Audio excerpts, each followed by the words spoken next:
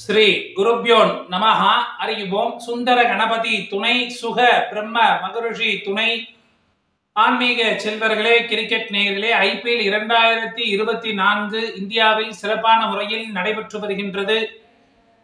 இதுவரை 51 போட்டிகள் நிறைவு பெற்றுள்ளன. 52வது போட்டியாக இன்றைய தினம் ராயல் சேலஞ்சர்ஸ் பெங்களூரு மற்றும் குஜராத் டைட்டன்ஸ் அணிகள் இடையே நடைபெற இருக்கின்றது.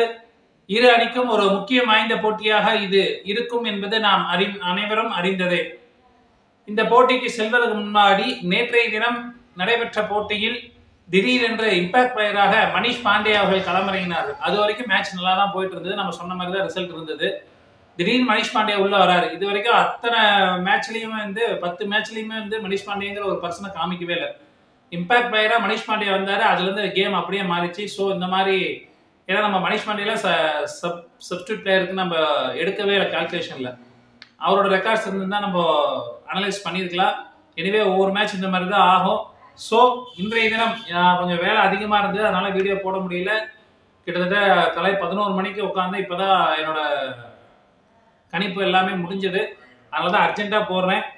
ஸோ நிறைய கதை பேச வேண்டாம், டைரெக்டாக இப்போ மேட்ச்க்கு நான் போயிடுறேன். இன்றைய தினம் ராயல் சேலஞ்சர்ஸ் பெங்களூர் அணி முதலில் பேட்டிங் செய்தார்கள் என்றால் சிறப்பாக விளையாடக்கூடிய நபர்கள் விராட் கோலி, ஜாக்ஸ், படித்தர், மேக்ஸ்வெல், கேமரான் கிரீன் போன்றோர் சிறப்பான பேட்டிங்காக இருக்கும். அதில் கேப்டன் மற்றும் வைஸ் கேப்டனாக கோலி அல்லது மேக்ஸ்வெல்லை தேர்ந்தெடுத்துக் கொள்ளலாம். அதே போன்று ராயல் சேலஞ்சர்ஸ் பெங்களூர் அணி முதலாவது பந்து வீசினார் என்றால் விக்கெட்டுகளை வீழ்த்தக்கூடிய நபர்கள் யாஸ் தயால், கரண் சர்மா, கேமரான் கிரீன் போன்றோர் விக்கெட்டுகளை வீழ்த்துவார்கள். RCB அணி இரண்டாவது பேட்டிங் செய்தார்கள் என்றால் சிறப்பாக விளையாடக்கூடிய நபர்கள் Faf du Plessis, Cameron Green, Jacks, Maxwell போன்றோர் சிறப்பான பேட்டிங்காக இருக்கும்.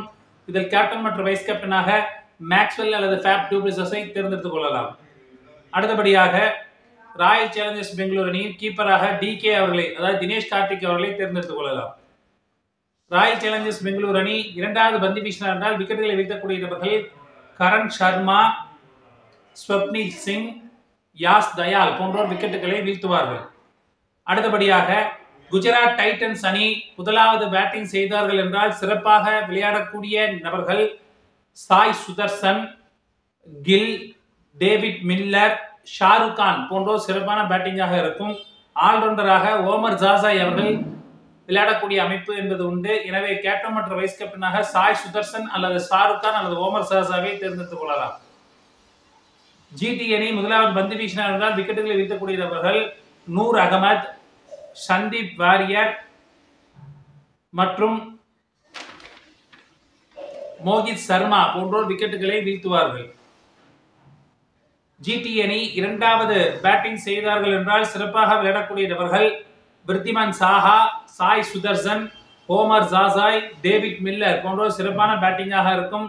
இதில் கேப்டன் மற்றும் வைஸ் கேப்டனாக சாய் சுதர்சன் அல்லது ஓமர் ஜாசாவை தேர்ந்தெடுத்துக் கொள்ளலாம். GT அணி இரண்டாவது பந்து வீசினார்கள் என்றால் விக்கெட்டுகளை வீழ்த்தக்கூடிய நபர்கள் ரஷித் கான், சாய் கிஷோர், மோஹித் சர்மா போன்றோர் விக்கெட்டுகளை வீழ்த்துவார்கள். நேயர்களே, இதில் ஏதேனும் மாற்றங்கள் வரும் பட்சத்தில் டெலகிராம் லிங்கில் அப்டேஷன் என்பது வழங்கப்படும். டெலகிராம் லிங்க் என்பது டிஸ்கிரிப்ஷன் பாக்ஸில் இருக்கும். இணைந்து கொள்ளாதவர்கள் இணைந்து கொள்ளுங்கள். இன்றைய தினம் முதல் பாதி, அதாவது 10 மணி வரைக்கும் பூரட்டாதி நட்சத்திரமும் அதற்கு பிறகு உத்திரட்டாதி நட்சத்திரமும் சந்திக்கின்றன. எனவே இந்த போட்டி ஒரு மாதிரி கலவையான போட்டியாக இருக்கும். வெற்றி என்பது மாறி மாறி செல்லக்கூடிய ஒரு அமைப்பாக இருக்கும். சனி மற்றும் குரு இருவரில் யார் பலசாலி என்பதை நிரூபிக்கக்கூடிய ஒரு போட்டியாக இந்த போட்டி இருக்கும்.